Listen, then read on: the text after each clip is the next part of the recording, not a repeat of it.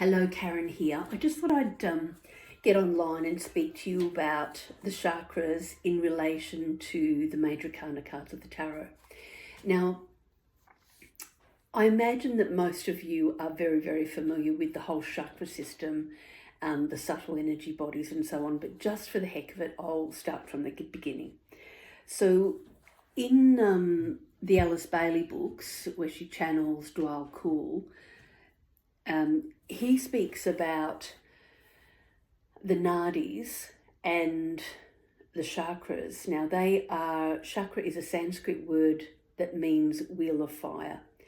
And we can imagine that like our physical body, if you were to imagine that it was like graph paper and that there were all these lines of electrical energy that made up, if it went solid, our physical body.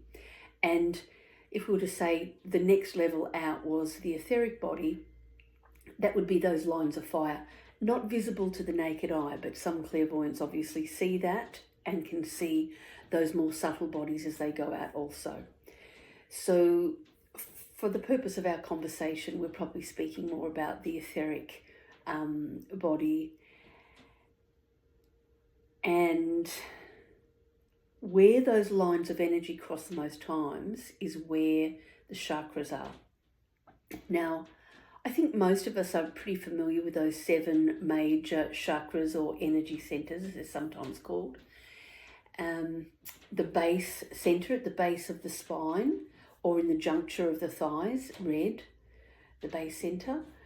Then where the womb is, or lower belly, we've got the sacral center. The colour is usually orange.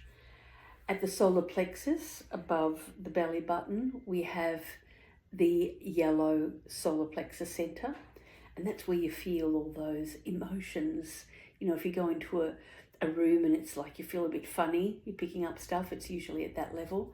Then we've got the heart chakra in the center of the chest, and that is usually seen as green or pink, depends. If we were to imagine the heart as a beautiful lotus flower, the petals on the outer edge would be perhaps pale green, and on the inside, that soft pink colour. Throat chakra, the point of communication, usually considered to be a soft blue. The ajna centre, or the third eye, some people call it, the colour is indigo, like a dark midnight sky. And the 7th chakra, the crown center, like a beautiful lotus, connects us to the universe and is considered to be a beautiful, soft violet, like a lavender color. I always think it's got silver flecks through it and stuff. So they are the 7 major energy centers. And of course, as time has gone on and as we have been raising our level of consciousness as a grouping, humanity, more energy centers have become known to us and have been activated. I mean, when I first started studying esoteric healing, my teacher spoke about the center 4.5, which is really probably the higher heart chakra, and that is now activated in a high number of people. And in some teaching traditions, I know in kinesiology, some teachers in kinesiology will talk about 13 chakras. But let's think about this from a tarot perspective.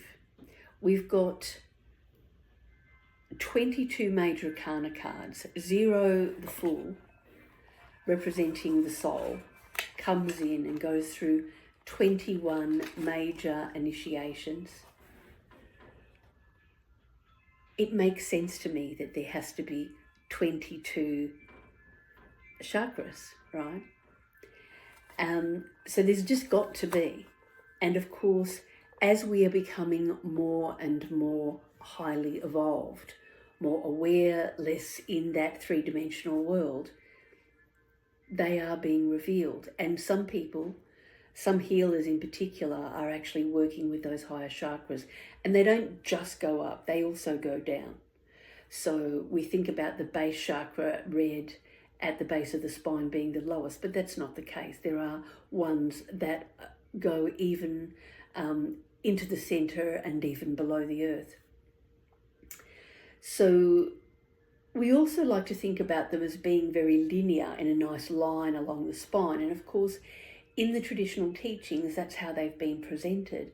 And naturally, that does make sense. We can align each one to endocrine glands within the body and physical organs.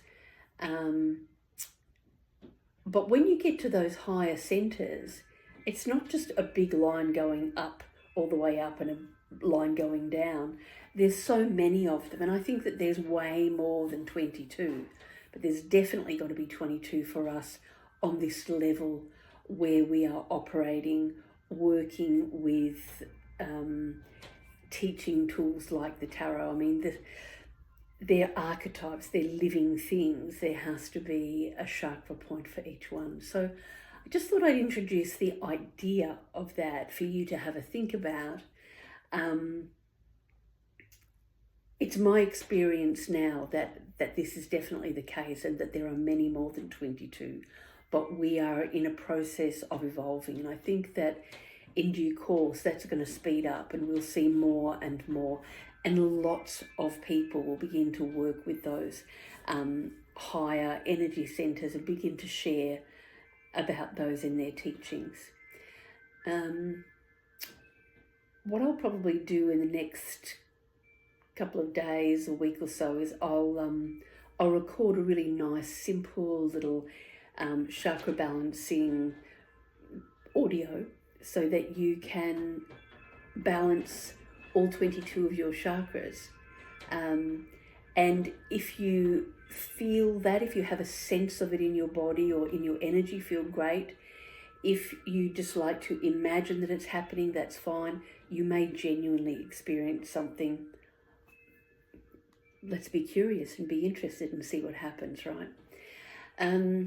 The other thing that I wanted to mention was, when we think about the complexity of our subtle anatomy, physical, etheric, the emotional body, the mental body, the soul body, as it goes out and out and out, and we get to very, very fine levels, and they are different frequencies. It makes sense that those energy centers become more and more and more as we're getting up into those higher levels. And they're not all going to be in a straight line. My sense is that, even when you're getting up into those extremely high energy centers, they are often all sensed all around here, but not in specific little lines. They're on different levels. But of course you have to experience that yourself. So let's just be interested, see how you feel about this, give it some thought. And when I get this 22 chakra balance audio done, you can try it for a couple of days or a couple of weeks and see how you find it. I'll be interested to hear your thoughts on it. All right, have a great day.